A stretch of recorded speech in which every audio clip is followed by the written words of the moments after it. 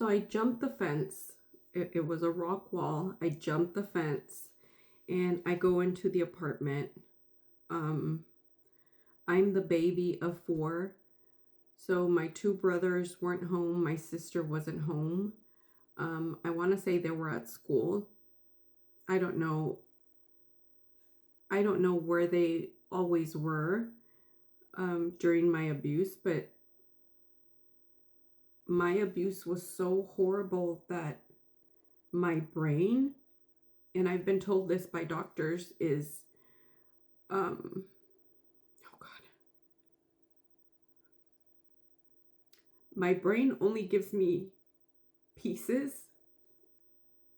It doesn't give me the full story, which is another thing I'm working through in therapy as well, because I want to remember step by step everything that was done to me. But according to therapists or to psychologists, is the reason why my brain doesn't give it to me all. It basically fractured itself and it would shut down. Like when my anxiety is like really heightened, my brain almost shuts down to protect me, is what I've been told.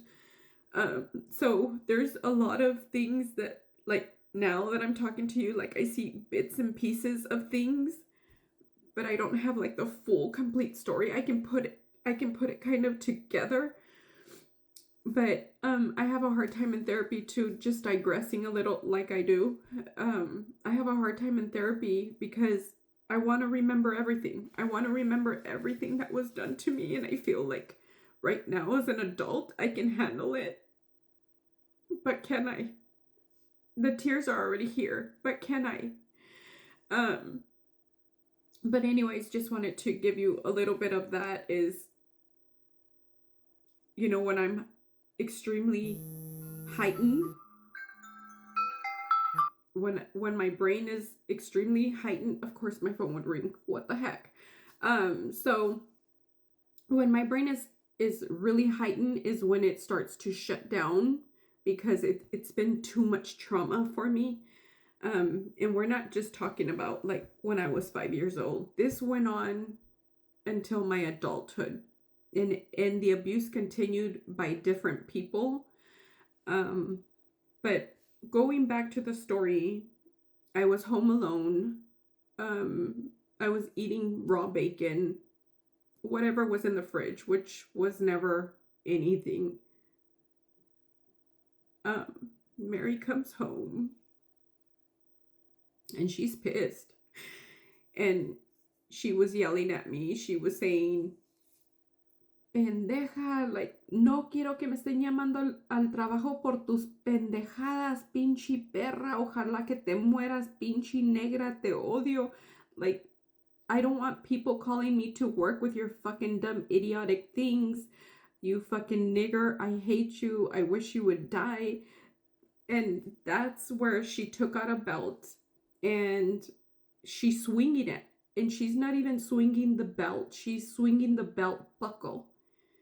And before you know it, I just feel like sting here in my legs, on my back, like I'm screaming. And I'm just like trying to cover myself because it's just coming and coming and coming. And I was so little. Like I was little. And I remember, and the best way that I can describe it, the way I've described it to my therapist, because I've been in therapy for 32 years, maybe a little longer. But I remember my spirit left my body. Like I could see myself just laying there. And I'm screaming and I'm watching myself. And then later I would learn that was my brain shutting down to protect me. And all of a sudden I'm seeing myself, and then it gets quiet, and then I'm right back in my body, and my whole body hurts. Like my body is in so much pain. And I remember I was like this, and when I went like this, I could feel like the welts, like the big raised areas from the belt that had hit me, like all over, like on my head. My head was pounding. My body ached, and I looked down and I can see them, like huge big welts of green and purple and black, and there was blood. And I don't know where she went. Like my brain doesn't give me none of it. It's almost like I see it, and then I'm just there, like alone on the floor. So I suffered through that maybe every day, if not every other day. I can't tell you where my brothers and my sister were. I'm the baby of 4.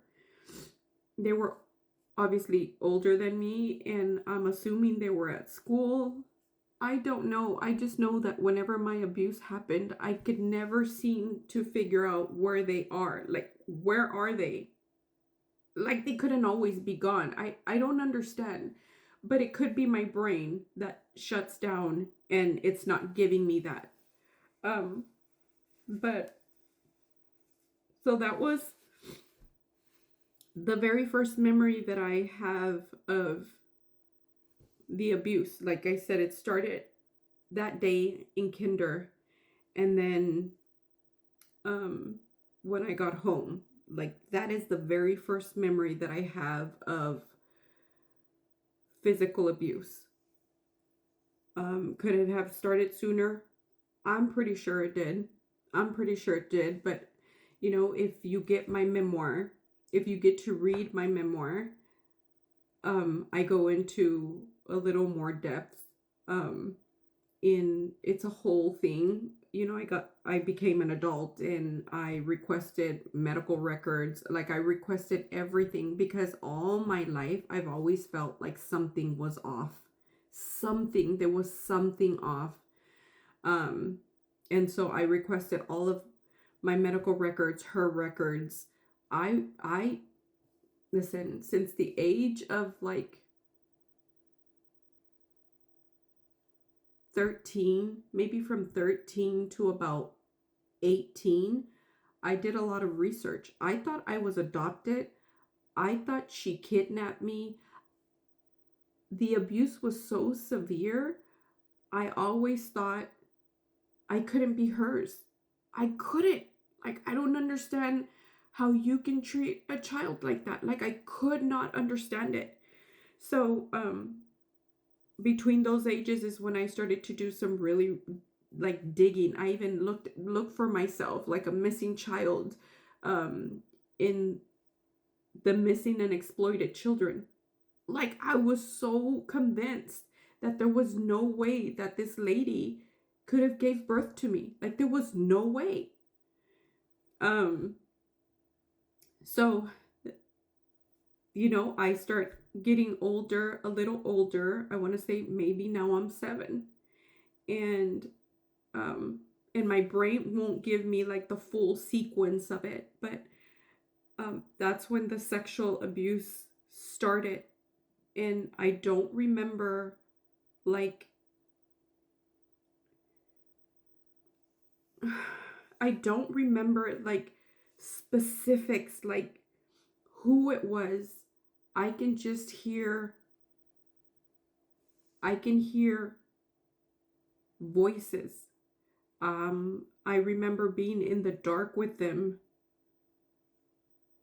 Oh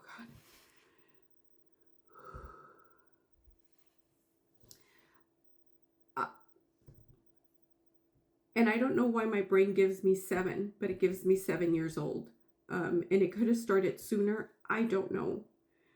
But I remember being in bed with her and Min. My time's up, guys. I'll have to come back and tell you the rest.